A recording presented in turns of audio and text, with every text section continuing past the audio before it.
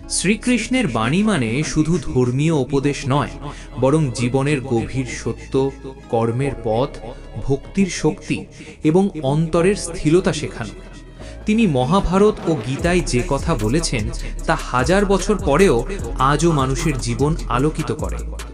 শ্রীকৃষ্ণ বলেন, জীবনের সবচেয়ে বড় সত্য হল কর্ম।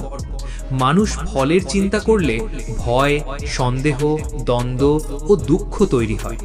কিন্তু যদি ফলের আসক্তি ছাড়াই নিজের কর্তব্য পালন করা যায়, তবে মন শান্ত হয় এবং জীবন সফল হয়। এজন্যই তিনি বলেছেন, কর্ম করো, ফলের আশা করো না। অর্থাৎ ফল ঈশ্বরের হাতে, কিন্তু চেষ্টা ও কর্তব্য আমাদের হাতে। তাই মানুষকে উচিত কর্মে মন দেওয়া, ফলকে নয়। দ্বিতীয় গুরুত্বপূর্ণ শিক্ষা হল ধর্ম।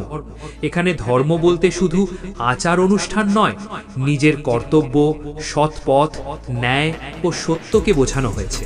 শ্রীকৃষ্ণ বলেন, প্রত্যেক মানুষের নিজের নিজের ধর্ম বা কর্তব্য আছে।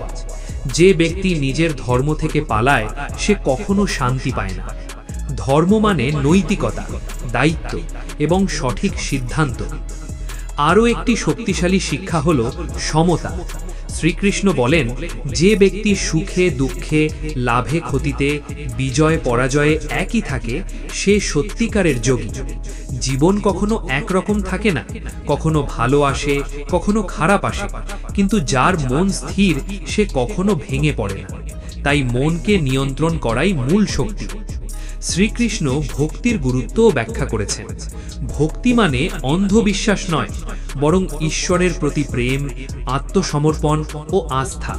তিনি বলেন, যে ব্যক্তি সত্য হৃদয়ে ঈশ্বরকে ভালোবাসে, তাকে কেউ হারাতে পারে না। ভক্তি মানুষকে অহংকার, ক্রোধ, ঈর্ষা থেকে মুক্ত করে, তাকে করে কোমল, শান্ত এবং শক্তিশালী। আরেকটি গভীর শিক্ষা হল আত্মা সম্পর্কে। শ্রীকৃষ্ণ বলেন, আত্মা চিরন্তন, তাকে মারা যায় না, পোড়ানো যায় না, ডোবানো যায় না। শরীর নষ্ট হয়, কিন্তু আত্মা কখনো নষ্ট হয় না। তাই মৃত্যু ভয় মানুষের অজ্ঞতা থেকে জন্মায়। যে আত্মার সত্য জানে, সে ভয় ও দুঃখ থেকে মুক্ত হয়। শ্রীকৃষ্ণ যুক্তির ব্যবহারও শেখান। শুধু অনুভূতি বা অন্ধবিশ্বাস নয়, সঠিক জ্ঞান এবং যুক্তি ব্যবহার করে সিদ্ধান্ত নিতে বলা হয়েছে। কারণ বিবেকই মানুষকে সঠিক পথ দেখায়। শেষত তিনি বলেন, অহংকার, ক্রোধ ও লোভ মানুষের তিনটি শত্রু। এগুলোই সব দুঃখ, যুদ্ধ ও দ্বন্দ্বের মূল। যে ব্যক্তি এই তিনটিকে জয় করতে পারে, তার জীবন